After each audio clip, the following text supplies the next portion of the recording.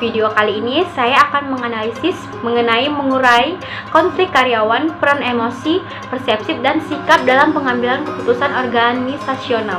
Topik ini diangkat berdasarkan studi kasus seorang karyawan bernama Dita yang mengalami perubahan perilaku kerja. Semoga pemaparan ini dapat memberikan insight yang bermanfaat bagi kita.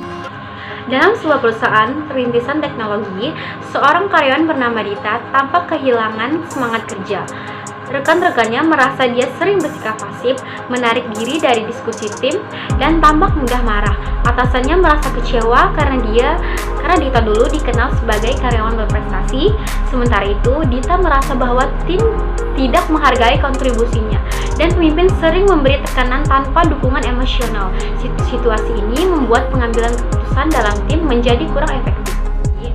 Dalam perilaku organisasi, emosi, persepsi, dan sikap kerja sangat penting karena berdampak langsung pada motivasi kinerja dan kualitas pengambilan keputusan.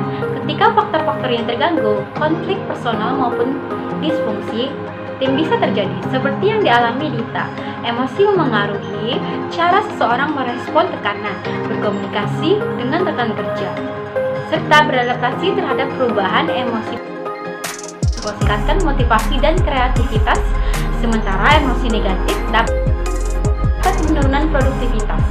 Persepsi menentukan bagaimana individu menafsirkan situasi atau tindakan orang lain. Dua orang bisa mengalami kejadian yang sama, tetapi memiliki persepsi yang berbeda.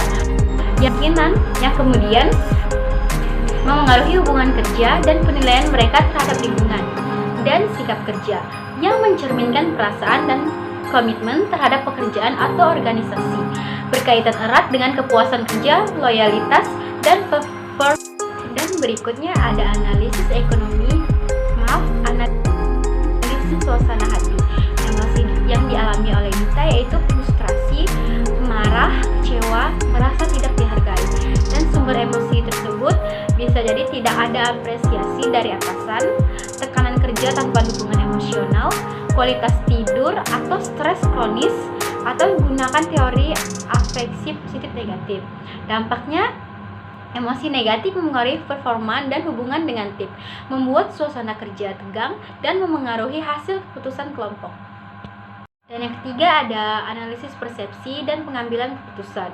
Persepsi dari Dita yaitu lingkungan kerja dianggap tidak adil dan tidak menghargai usaha. Rekan kerja mungkin salah menilai Dita hanya dari perilaku permukaannya tanpa memahami konteks emosional. Konsep terkait bounded transitionally, keputusan Dita maupun tim dibuat dengan informasi terbatas dan dipengaruhi emosi. Intuisi mungkin digunakan karena tekanan waktu dan kondisi stres. Berikut ada juga analisis sikap dan kemampuan emosional dari Dita. Sikap kerja Dita kemungkinan mengalami penurunan job satisfaction dan komitmen organisasi. Self-awareness, Dita mungkin belum menyadari emosi dan dampaknya terhadap perilaku kerja. Emotional regulation tidak optimal, ia menarik diri dan menunjukkan kemarahan, bukan menyelesaikan konflik secara adaptif. Solusi dan rekomendasinya, saran untuk manajer. Yang pertama, berikan pengakuan positif atas kontribusi kerja Dita secara terbuka. Dan yang ketiga, dan peningkatan emosional, intelligence untuk seluruh tim. Yang ketiga, ciptakan lingkungan kerja suportif, termasuk sesi evaluasi rutin dan umpan balik konstruktif. Sebagai penutup, kasus Dita mengajarkan kita bahwa emosi, persepsi, dan sikap bukanlah hal sepele dalam organisasi. Ketika aspek-aspek ini diabaikan, produktivitas bisa menurun, konflik meningkat, dan pengambilan keputusan menjadi tidak efektif.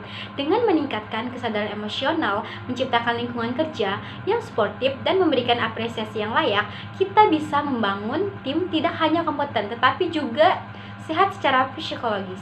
Dari saya ucapkan terima kasih.